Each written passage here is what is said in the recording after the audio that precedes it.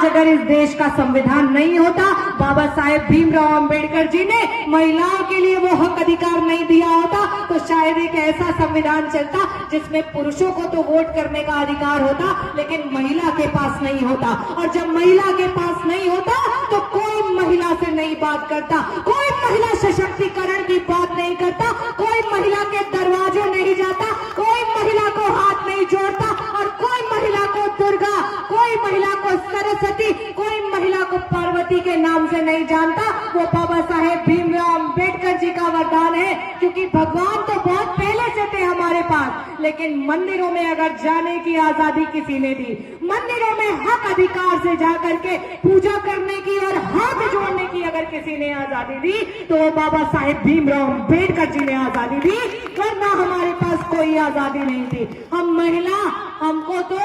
जिस तरीके से रखा गया, शायद उन महिलाओं के उत्थान के लिए अगर बाबा साहेब ने अधिकार न बनाए होते हम लोगों को, तो हम शायद कभी उस सदन का ना मुंह देख पाते, ना उस सदन में पहुंच पाते। मैं आप सभी का बहुत बहुत आभार व्यक्त करना चाहती हूं कि आप सभी इस कार्यक्रम में आए और इतनी देर तक आप इस कार्यक्रम में रुके, जो कि ये समय गेहूं काटने का चल रहा है। मुझे बताया गया कि बड़ी दिक्कतें और परेशानियां होंगी, क्योंकि ये हमारी जो महिलाएं हैं वो सिर्फ चूल्हा चौका तक सीमित नहीं है, वो खेत में भी डट करके काम करके अपने परिवार के साथ कदम से कदम मिला करके वो जो है अपने घर की किसानी कर करके अपने घर को आगे बढ़ाने का काम करती हैं। ये कोई मामूली शहर की महिलाएं नहीं है जो एक बार को कुछ देर के लिए ऑफिस में शायद चली जाए, या ये ऐसी महिलाएं हैं जो शारीरिक श्रम करके खेतों में धूप पसीने में काम करके फसल उगाती है और उसी फसल पे ये पूरा देश चलता है और देश के बाद विदेशों में भी इन्हीं के उपजाए हुए फसल हैं जो जाते हैं। मैं आपको आपकी ताकत याद दिलाने के लिए कार्यक्रम किया,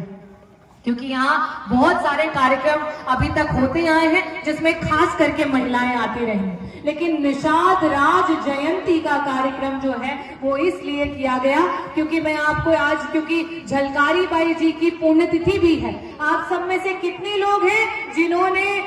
रानी लक्ष्मीबाई का नाम सुना है? जरा हाथ उठाइए।